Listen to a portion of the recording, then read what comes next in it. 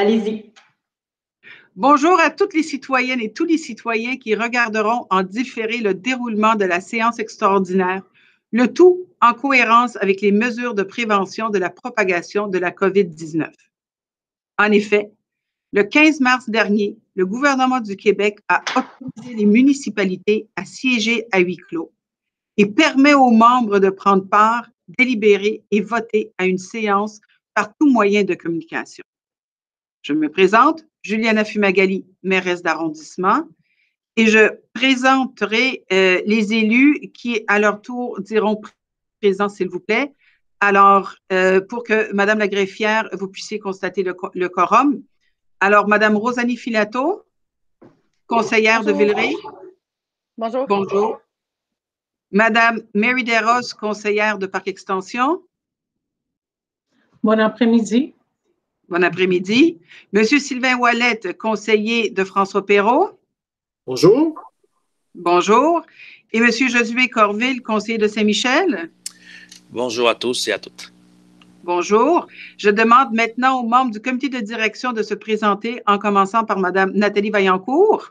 Merci, Madame la mairesse. Nathalie Vaillancourt, directrice de l'arrondissement par intérim. Je vais laisser le soin à mes collègues de se présenter. Bonjour, Brigitte Baudreau pour la direction des services administratifs et du greffe. Bonjour, Elsa Marceau pour la direction culture, sport, loisirs et développement social par intérim. Bonjour, Jocelyn Jobidon, directeur à la direction du développement du territoire. Bonjour, Marco Saint-Pierre, directeur des travaux publics. Bonjour, Lynne Deslauriers, secrétaire d'arrondissement, est également avec nous Diane Mongeau, secrétaire recherchiste. Merci, bonjour à vous tous.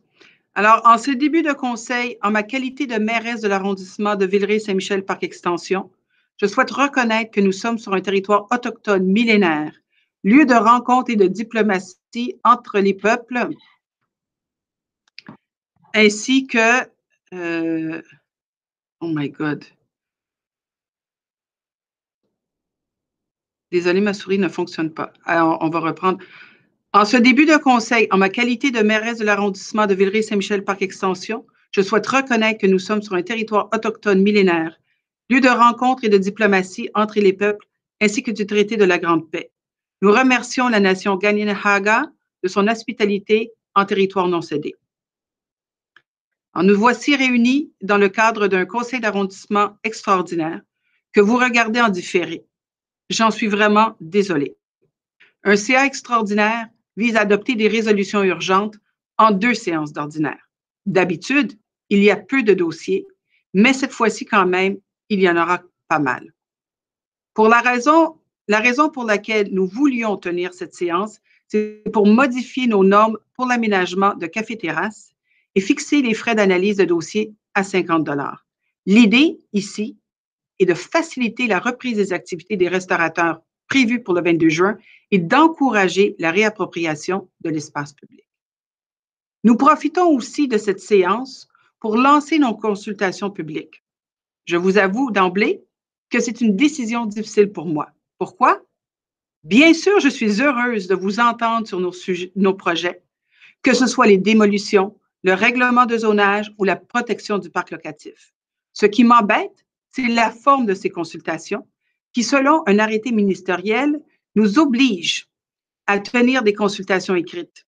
Je vous avoue que dans le contexte accéléré de déconfinement, il semble étrange de pouvoir aller à la plage, jouer à une partie de basket, mais de ne pas participer à une consultation publique. Mais bon, ce n'est pas nous qui dictons les règles. Ce qui m'embête aussi dans les consultations écrites, c'est l'accessibilité. Mon souhait, et je sais qu'il est partagé par l'ensemble des élus, c'est d'entendre ou de lire, dans ce cas, le plus de personnes possible afin d'avoir une consultation démocratique. Enfin, dans ce CA extraordinaire, nous procédons aussi à des nominations. C'est avec tristesse que nous disons au revoir à Brigitte Baudreau.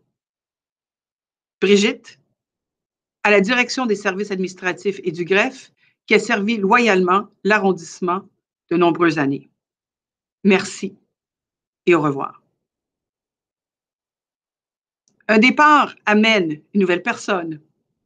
Nous souhaitons donc la bienvenue à Annette Dupré, qui connaît bien la ville puisqu'elle était au service de la performance organisationnelle.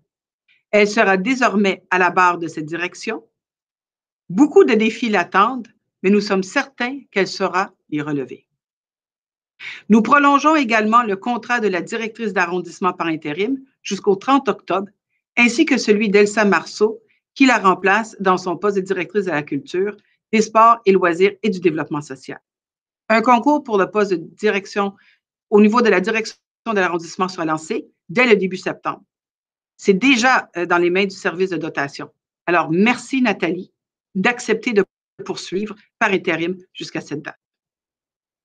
Je garde mon mot court, nous nous reparlerons le 2 juillet prochain à notre dernière séance ordinaire de la saison.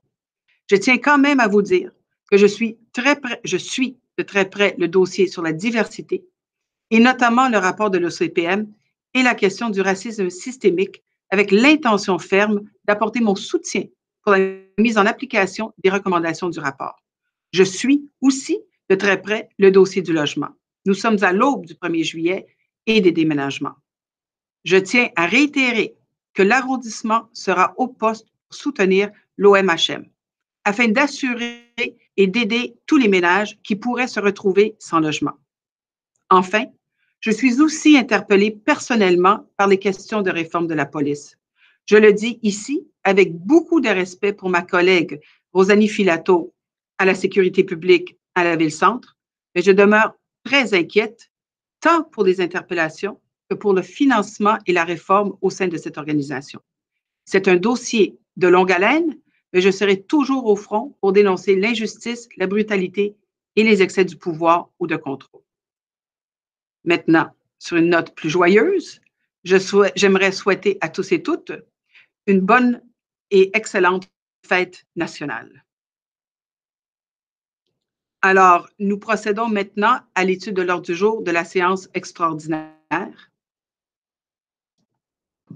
Alors, je propose, appuyé par Mme Desrosses, l'adoption de l'ordre du jour. Nous sommes maintenant rendus à la période de questions des citoyens et des citoyennes. Madame la greffière, pourriez-vous nous expliquer le fonctionnement pour la bonne gouverne de tous? Certainement. Alors, pour cette séance, les citoyens pouvaient transmettre leurs questions à compter de mardi le 16 juin à midi jusqu'à mercredi le 17 juin à 16h30. Nous avons eu un très grand nombre de questions. Alors, certaines ont été regroupées pour pouvoir obtenir une réponse pour tous. Donc, nous débutons. Alors, je débute avec la première citoyenne qui est Madame Marie-Ève Brouard, qui a une question sur la réduction de logements. Donc, concernant le règlement sur la limite de la réduction des logements, prévoyez-vous des exceptions pour faciliter le maintien à domicile de personnes âgées en perte d'autonomie ou handicapées? Qu'en est-il de la situation des habitations multigénérationnelles? Merci, Mme Deslauriers. Merci, Mme Brouard, de votre question. Alors, je tiens à préciser que nous lançons aujourd'hui, avec cette séance extraordinaire, des consultations publiques sur ce règlement. À ce stade, sachez que nous sommes en mode écoute. Différentes mesures ont déjà été suggérées en termes de superficie pour des exemptions et ou des critères de dérogation, ou encore en termes de tarifs. Mais je vous invite à continuer de nous nourrir en participant nombreux et nombreuses à la consultation. Aussi, pour les aînés, je tiens à souligner que le Code civil prévoit déjà qu'il est impossible de reprendre le logement d'une personne âgée de 70 ans et plus.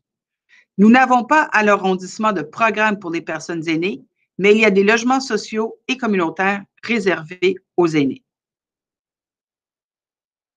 Madame Deslauriers, pour la prochaine question.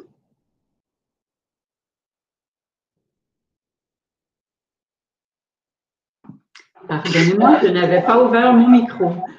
Alors, il s'agit d'une question de M. Yvan Bolduc qui concerne les logements. Alors, concernant le problème de logement dans Villeray, quels sont les autres moyens mis en place par l'arrondissement que le règlement sur la limite de la réduction des logements passé le 5 mai dernier?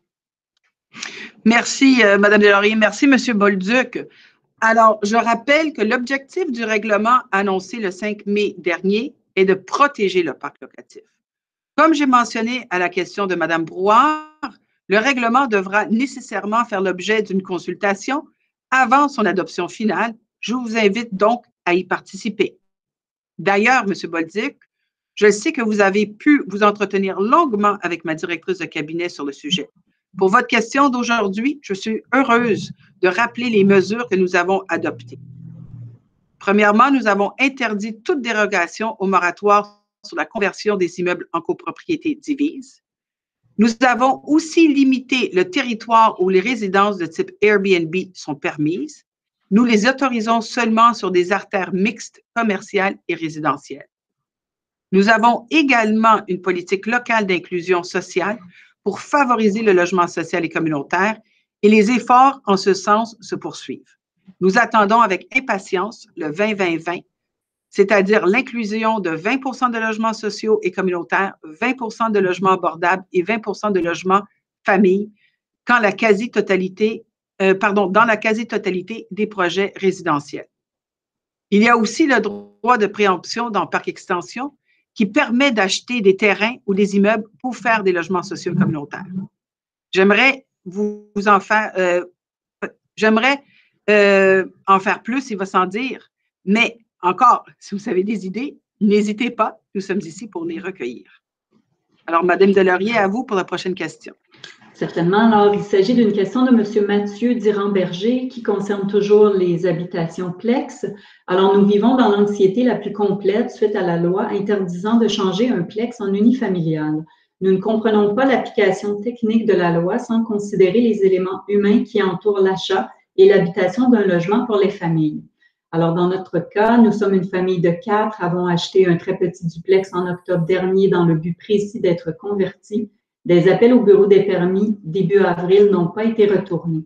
Suite à la COVID-19, nous attendions pour relancer les démarches début mai. Nous n'avons pas les moyens de faire une extension telle que suggérée par l'urbanisme. Notre terrain fait 7,62 mètres de large, soit 1,52 mètres de trop pour la dérogation. Mais notre bâtiment est petit. Alors, en fait, nous exigeons, voilà la fin de la question, que l'arrondissement ajoute aux dérogations les bâtiments ayant une surface au sol habitable inférieure à 200 mètres carrés, comme à Verdun et au Plateau. Eh bien, merci, M. Dirand-Berger. J'espère que vous serez rassurés d'apprendre que nous lançons donc aujourd'hui des consultations sur ce règlement.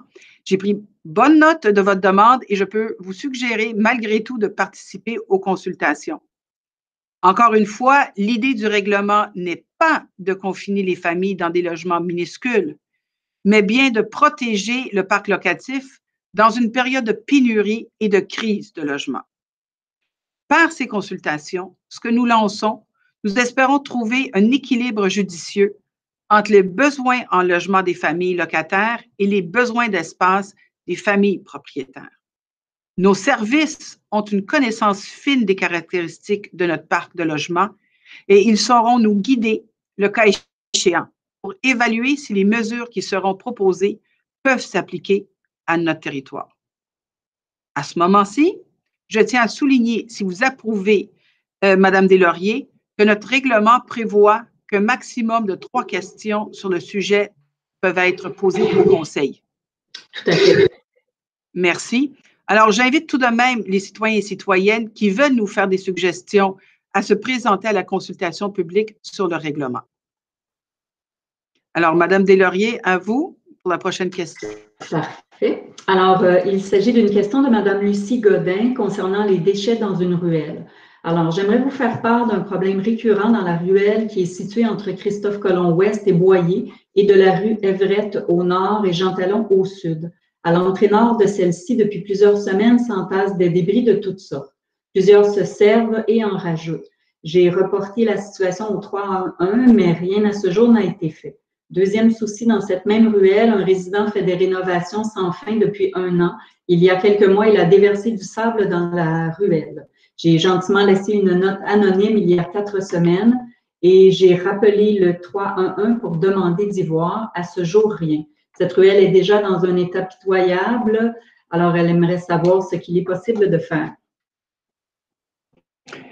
Eh bien, merci, Madame Godin, de la question. Avant toute chose, je précise que les consultations, donc avant de répondre à Madame Godin, je vais juste pour la gouverne de tous, vous préciser que les consultations commencent le 22 juin et non demain.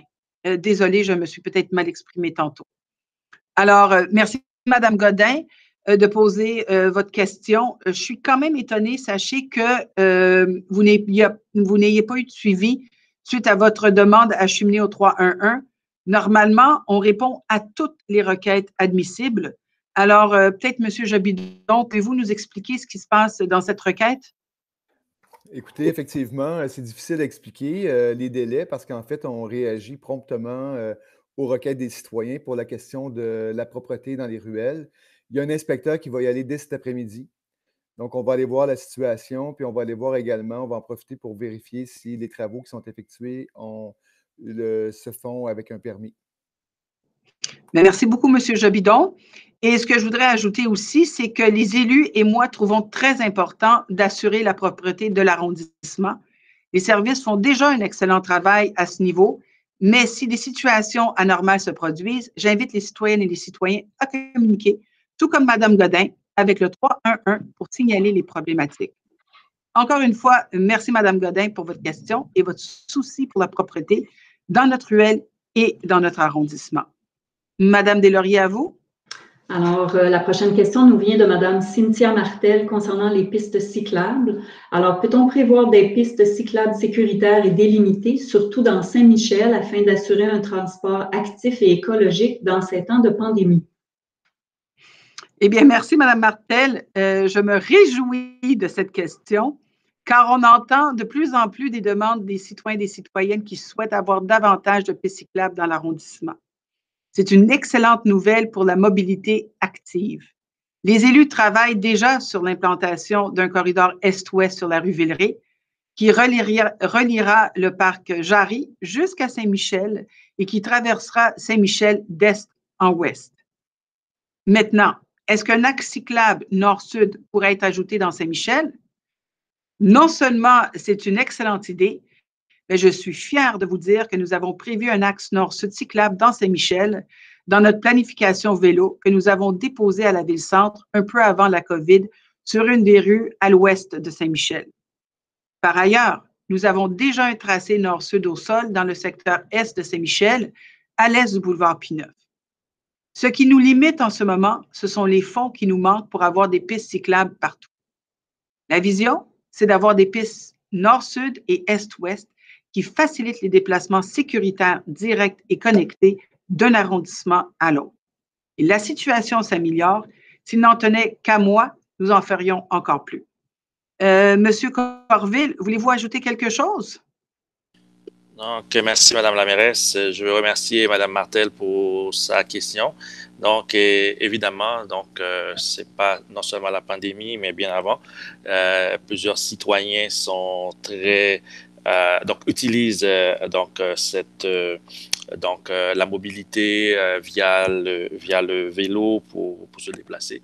Et je pense que nos services vont regarder la question. Donc, non seulement la mairesse est une excellente cycliste, mais je pense que tous les citoyens sont intéressés par cette problématique et puis on est sensible à leurs préoccupations et donc on va travailler ensemble pour que leurs aspirations deviennent réalité. Merci, M. Corville.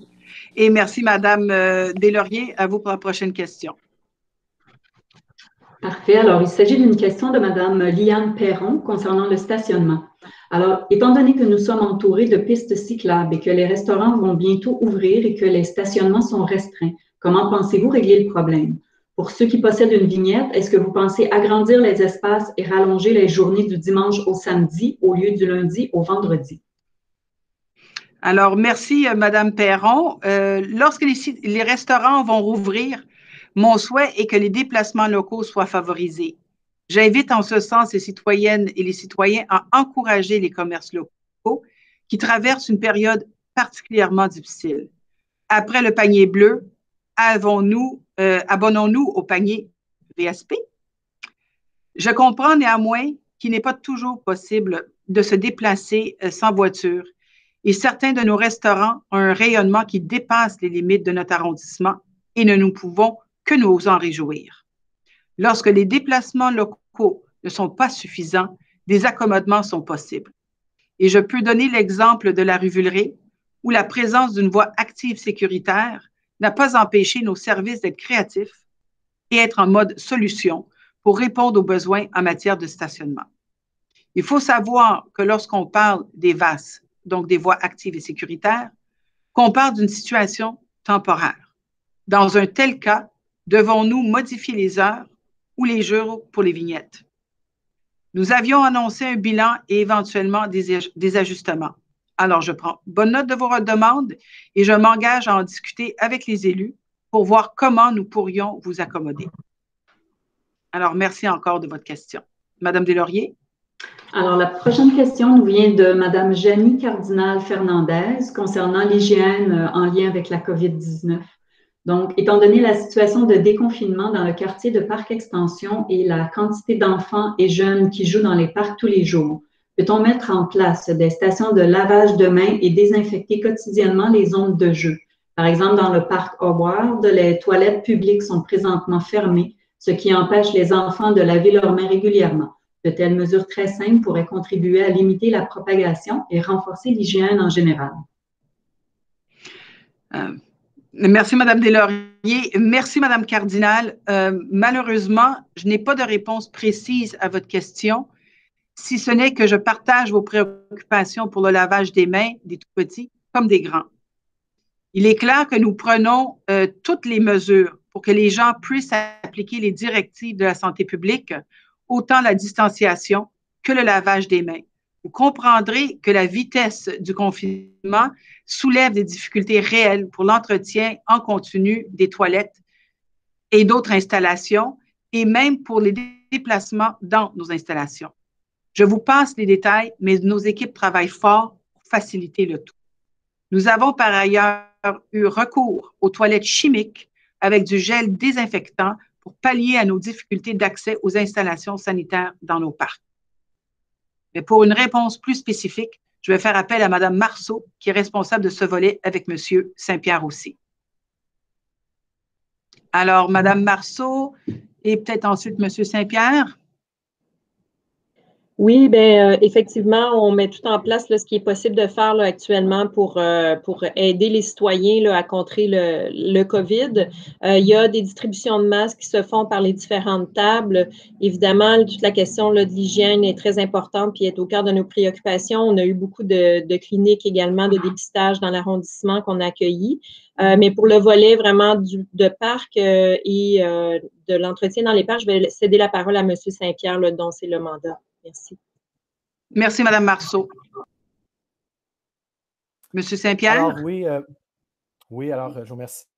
Alors, Mme Fernandez, je vais vous simplement vous aviser qu'effectivement, dans certains parcs, des grands parcs, il faut savoir que cette année, l'affluence, elle est très élevée dans tous les parcs, non seulement de l'arrondissement de la Ville de Montréal. Donc, c'est un constat lorsqu'on discute avec les collègues. Alors, une des raisons, Mme la mairesse l'a si bien expliqué, c'est au niveau de la disponibilité des ressources à mettre en place avec les exigences qui sont demandées, qui sont difficiles à atteindre. Donc, nous avons ciblé certains endroits avec des toilettes chimiques, avec le gel désinfectant. Il faut savoir que lorsqu'on ne peut pas mettre une ressource à temps plein à un endroit pour faire de la surveillance, mais il est difficile de suivre la maintenance. Il faut savoir que dans certains grands parcs, on a fait l'essai de gel.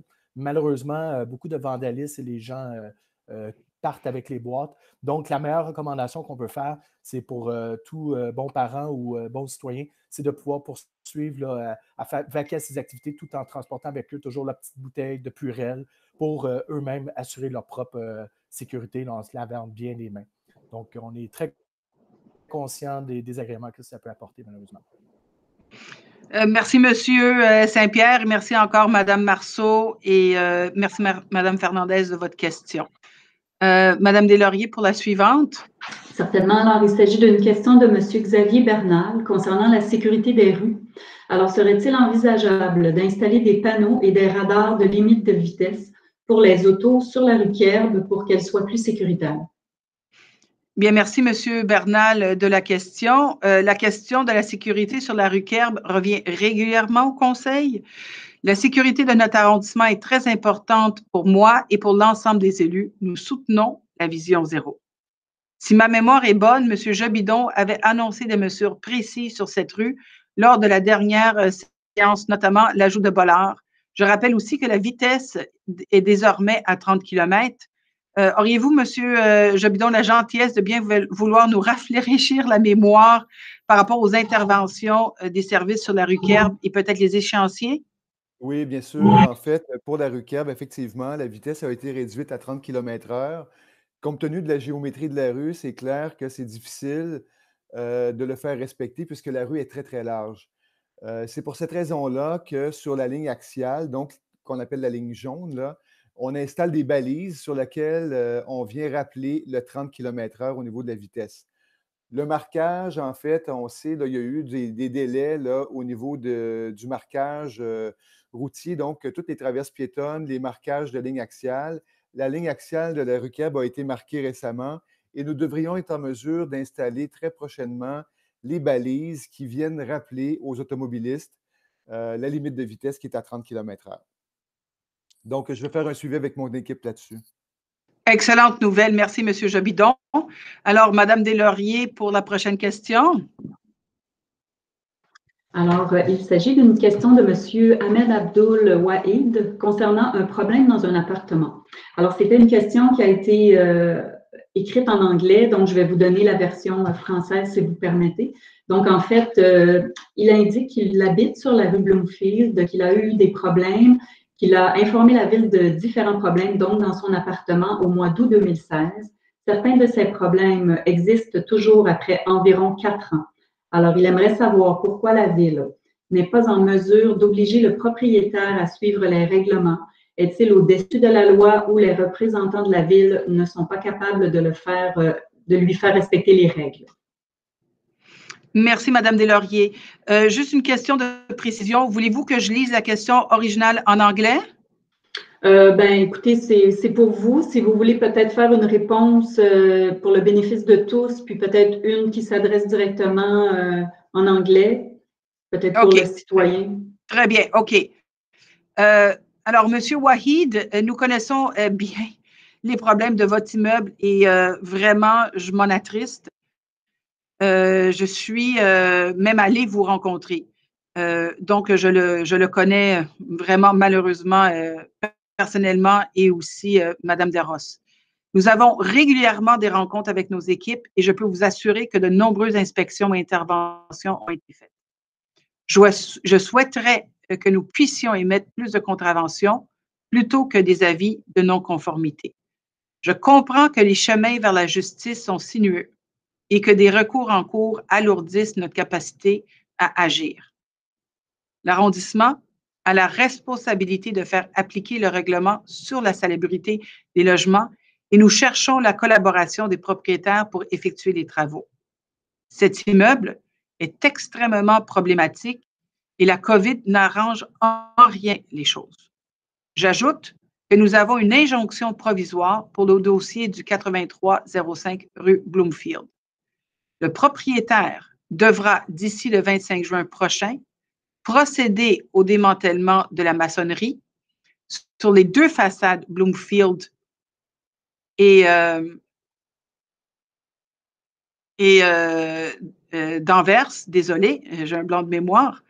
Et en terminant, est-ce que cet immeuble est à vendre? Souhaitons-nous un propriétaire un peu plus diligent?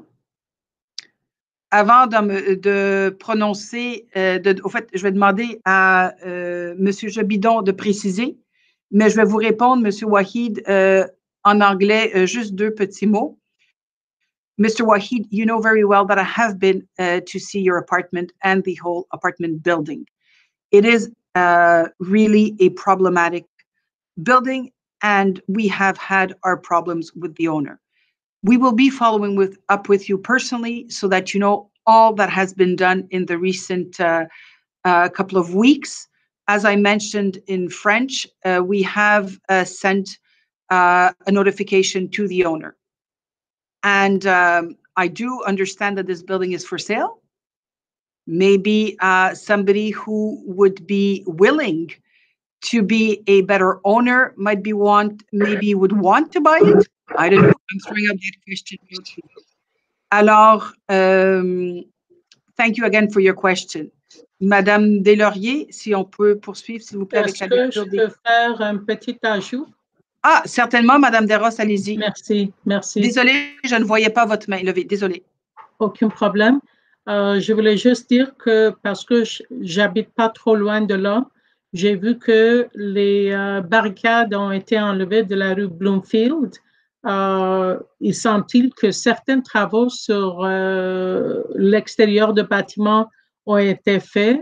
Par contre, je crois que M. Waheed est aussi très préoccupé par la manque d'extermination à l'intérieur du bâtiment. Alors, je pense qu'il faut faire des efforts encore plus pour que, au moins, il y aura d'extermination à l'intérieur de tous les appartements pour que les citoyens, les résidents dans ce bâtiment peuvent résider en paix et dans une situation plus propre pour leur santé. Merci. Merci, Madame Desrosses. Et je vais demander, désolé, Monsieur Jobidon, je pense que vous vouliez ajouter quelque chose, s'il vous plaît? Plus de précision sur le dossier? En fait, je pense que vous avez fait une excellente description de ce qui se passe présentement sur le projet. C'est sûr que je veux dire, on a beaucoup de difficultés avec cet immeuble-là. On travaille très fort et comme vous l'avez très, très bien mentionné, on travaille avec la Cour, en fait, pour aller en injonction, pour obliger le propriétaire à faire des travaux sur son immeuble. Donc, on est là-dedans, on est avec les avocats, mais je veux dire, c'est un dossier qui n'est pas facile à régler, mais on est là pour travailler pour les locataires et on est là pour trouver des solutions. Merci, M. Jobidon. Puis effectivement, nous sommes là pour trouver des solutions. Alors, Madame Deslauriers, la prochaine question, s'il vous plaît. Certainement. Alors, il s'agit d'une question de Mme Sylvie Duval concernant l'enlèvement d'arrêts d'autobus et concerne également les pistes cyclables. Alors, pourquoi avez-vous annulé 4 arrêts d'autobus sur la rue Villeray? 2 étaient face à des édifices de personnes âgées. Donc, pour une piste cyclable qui a été intégrée au grand désarroi des résidents propriétaires et commerces de la rue. Alors, elle dit que, bon, quand il y a des sondages ou des votes sur des enjeux comme les pistes cyclables, elle demande à ce que tous puissent prendre en compte ou soient intégrés dans ces assemblées-là, entre autres les personnes âgées, les gens défavorisés qui n'ont pas Internet. Alors, voilà. Mais, merci, Madame Duval, de votre question. Il semble que nous n'étions pas informés de cette situation, donc merci de le partager avec nous. Je viens d'apprendre qu'effectivement, 4 arrêts ont été retirés temporairement à cause du VAS, donc ces voies actives et sécuritaires. Nous allons voir avec la STM, l'équipe du SIRR et le CCMU pour voir comment nous pourrions réintégrer ces arrêts. Alors, il ne faut pas oublier que c'est un VAS qui se trouve sur Villeray et que les VAS relèvent de la ville-centre. Alors, peut-être, M. Jobidon, pourriez-vous préciser, s'il vous plaît, ce qui se passe à ce niveau-là pour le dossier de Mme Duval?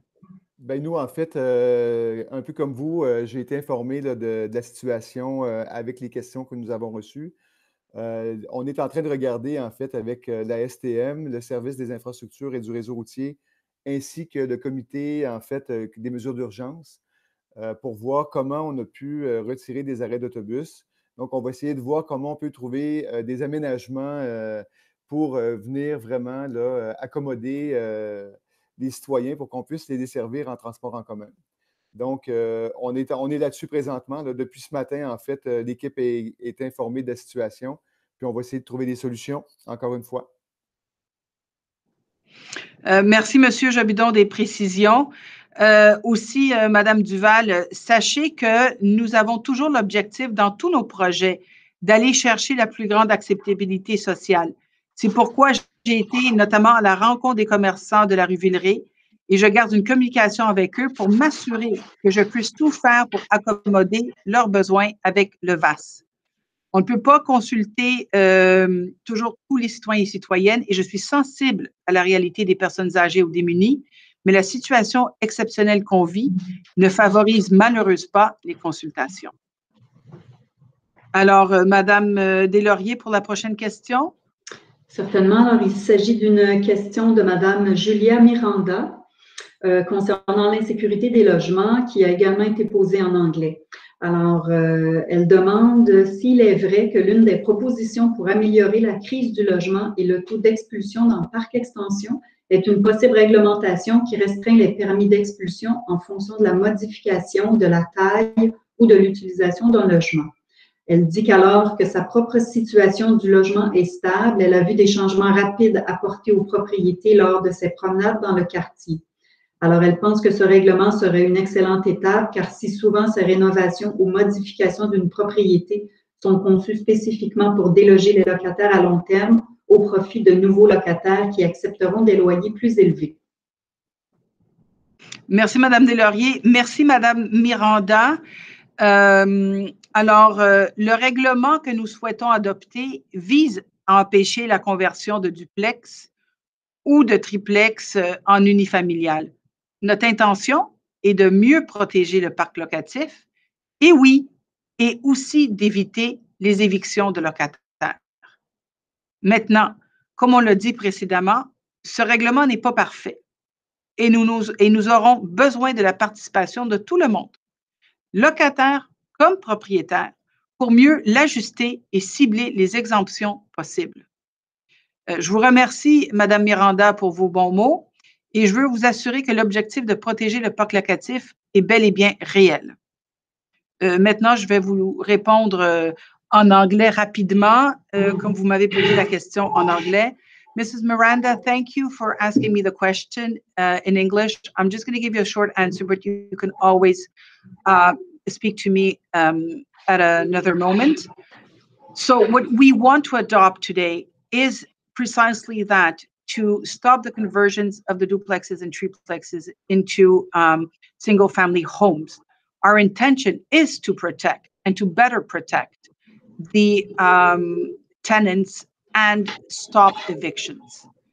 Like I said just before, this new bylaw is not perfect, but we will need everyone's participation, the tenants and the owners, to be able really to make a bylaw that is most profitable and best for everyone.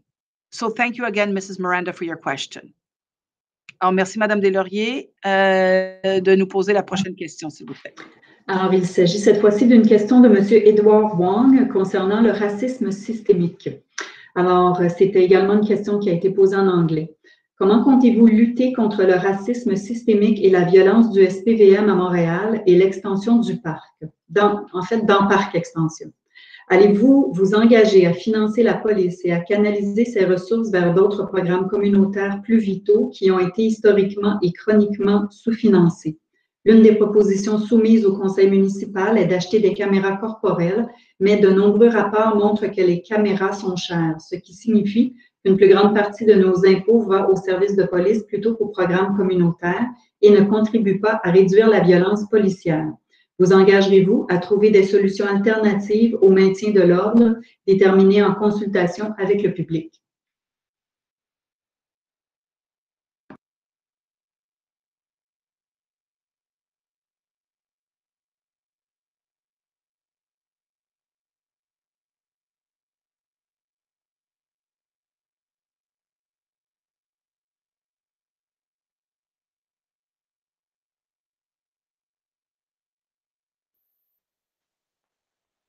Madame la greffière, je crois qu'il y a un problème technique. Je peux me permettre de répondre dans un premier temps en attendant la mairesse?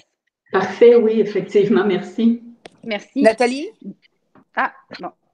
Allez-y, Madame la mairesse. OK, moi, je ne t'entends pas. Ah. J'avais coupé le volume, ça va très bien, ça. OK, qu'est-ce qui se passe? C'était-tu moi ou Céline qui avait les problèmes? Bonne question. J'ai l'impression que votre système a gelé, mais tout est revenu, là, je crois. OK, mais là, sauf que là, attendez un instant, moi, il faut que je me rebranche. Alors, vous me donnez 30 secondes. Je ne sais pas ce qui se passe de mon côté. J'ai plus accès à Internet. Est-ce que Mme Filato, peut-être, veut... ou Nathalie? Ben, peut-être que M. Corvu pourrait répondre à la question. C'est sur le racisme aussi. Le temps que moi, je me...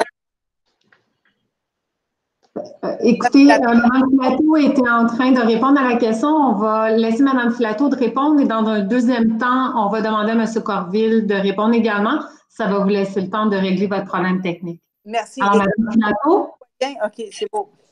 Oui, merci beaucoup. Donc,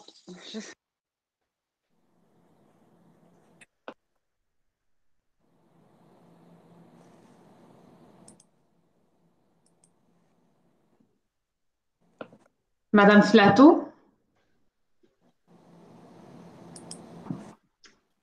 Je vais passer la parole à M. Corville. Ah, Madame Filato, allez-y. J'avais un enjeu de son, donc je me suis déplacée, désolée. Donc, merci beaucoup, monsieur, pour votre question. C'est bien sûr un sujet d'actualité. On a énormément de recommandations, 38 recommandations de l'OCPM qui sont assez alarmantes, quelques-unes qui concernent le SPVM. J'ai reçu plusieurs demandes quant au budget du SPVM. Plusieurs étaient similaires, d'autres étaient différentes. J'ai pris le temps d'en lire plusieurs. Et ce qu'on retrouve souvent dans ces courriels, justement, c'est une demande pour plus d'investissement dans le logement social et abordable, plus d'investissement dans des alternatives communautaires et sociales aux services de police. Il faut savoir qu'au SPVM, il existe certaines patrouilles mixtes, par exemple pour les personnes en situation d'itinérance avec des intervenants sociaux. Je peux vous dire que notre administration et je crois que mes collègues aussi en arrondissement souhaitent avoir plus d'investissements sociaux et communautaires. On veut aller de l'avant avec ça aussi, mais c'est bien sûr une discussion qu'on doit avoir avec le gouvernement du Québec. C'est ce qu'on compte faire justement dans le cadre des consultations sur le livre vert, qui est tout à fait public. Donc, je vous invite à aller voir le site du gouvernement du Québec avec la mention des consultations sur le livre vert qui vise justement à renforcer la confiance du public envers le SPVM. Sachez qu'on vous entend bien aussi par rapport aux caméras portatives. On a effectivement, comme administration, on a eu les mêmes constats que vous à certains niveaux, donc au niveau de la subjectivité de la technologie dans le temps, au niveau des enjeux que ça peut avoir au niveau des tribunaux. Donc, on va certainement avoir une discussion avec le gouvernement du Québec. On croit que les caméras corporelles peuvent absolument être un outil pour améliorer la transparence au sein du corps de police, mais il faut que la technologie soit à l'auteur et on a bien sûr besoin des paliers supérieurs pour nous accompagner dans le processus. Merci.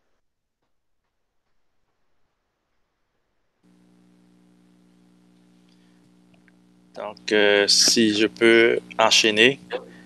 Donc, reconnaître un problème, c'est déjà un pas dans la bonne direction. Donc, cette semaine, avec les recommandations de l'OCPM, donc la ville qui reconnaît la situation du racisme systémique, le SPVM, je pense qu'on est dans une bonne lignée. Et puis aussi, ce n'est pas le temps de trouver des coupables, dans quoi que ce soit. Donc, le racisme systémique, c'est un problème inhérent à nos institutions. Et comme société, c'est très important d'être très, très inclusive et voir ensemble comment on peut résoudre ce problème. Donc, pour le SPVM, donc dans Saint-Michel, on peut dire que il y a un travail extraordinaire qui se fait avec notre commandant, avec les sociocoms. Donc, le SPVM a reconnu le racisme systémique et je pense que toutes les institutions vont travailler ensemble pour apporter des réponses intéressantes pour nos citoyens et nos citoyennes.